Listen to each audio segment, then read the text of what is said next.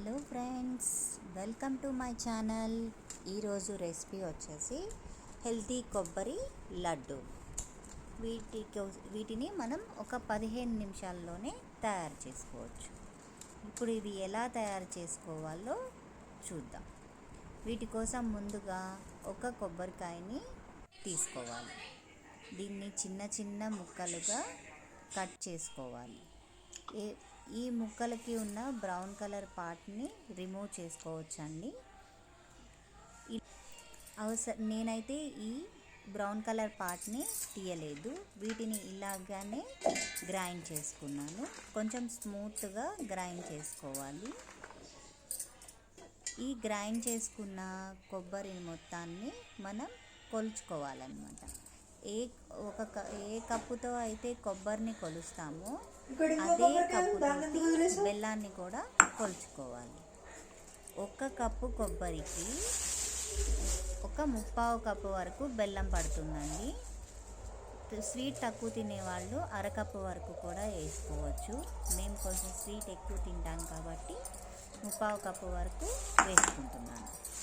అలా ఎన్ని కప్పుల కొబ్బరి అయితే అంత బెల్లాన్ని మనం అన్ని 1/4 కప్పుల బెల్లాన్ని మనం యాడ్ చేయాలి.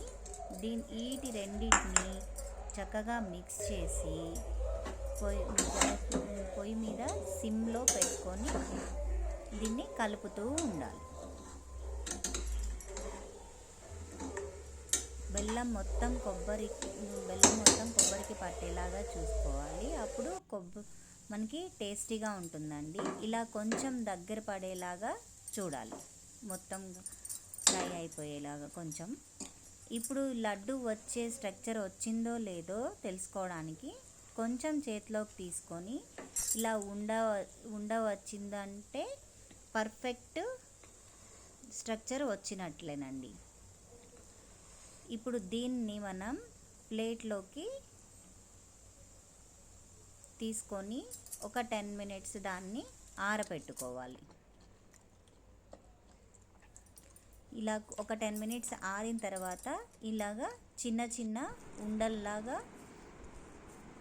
చుట్టుకోవాలి మొత్తం.